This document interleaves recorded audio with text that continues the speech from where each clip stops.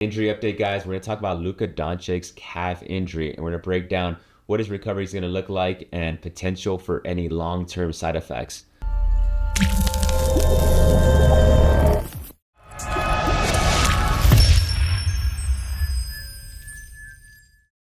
My name is Dr. Marco Lopez, Doctor of Physical Therapy and Certified Strength and Conditioning Specialist, and co-founder of the Basketball Doctors. All right, guys, so let's break this injury down.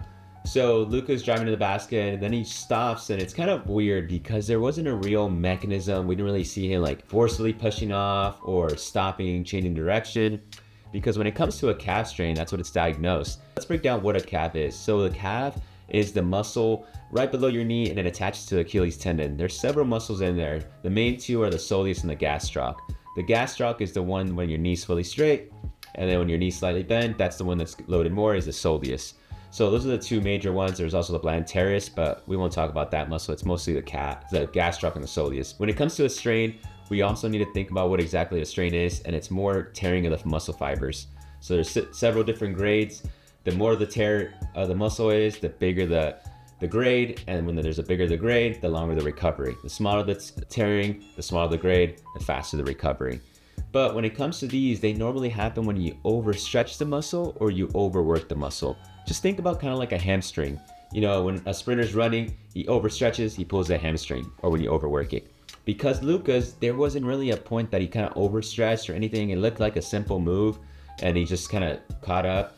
We're thinking might have been an overworking issue. You know, it got to the point, it's like the last straw that broke the camel's back, because we're gonna go over the history of his injury too, because he also was dealing with a left heel contusion. So the heel is the bottom portion of your foot where the Achilles tendon attaches. So it could have been something else, or it could have been that his calf wasn't not strong enough because he wasn't fully back to 100% from that left heel contusion.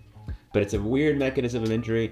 But like I mentioned, because it was a calf strain, we're going to be looking at different recovery process depending on the grade, and we'll break that down right now. So when it comes to his grade level of his calf strain, we're thinking more grade 1, grade 2, because there wasn't a significant mechanism of injury. I'm thinking, you know, he might be out anywhere between 1 to 2 months. But like I mentioned, it all depends on that grade level. The lower the grade, the quicker the recovery. The higher the grade, more tearing, longer recovery. First things first, we want to get his calf feeling good when he's just walking on leveled ground. Once we get him walking in leveled ground, then we go into jumping, then into running, then onto the court stuff. And in these phases, we're working on isometrics first, really not overstretching the muscle, just contracting in those static positions, then getting to the point where we're slowly working onto the eccentric. But the whole goal with this calf is to really make sure it's really strong. And not only does he have the calf strength, but also he's able to hop the same way as he did before the injury. And one good way to do it is compared to the other side. One, making sure he does his calf raise as high as it is to the other side. Another one is as many reps as it is to the other side.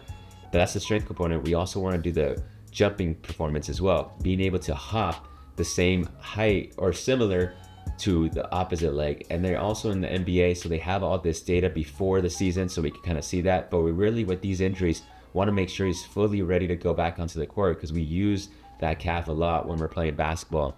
And when it comes to muscle strains, usually re-injury happens in the first 2 weeks of going back. So we want to make sure he's slowly ramping up to go back into playing full time, because he's a valuable player for the Mavericks, and we want to make sure he's ready for the playoffs. So if you guys have any questions regarding calf strains, comment below. And if you guys want us to do a breakdown of a different player, comment below for that. We'll make that happen.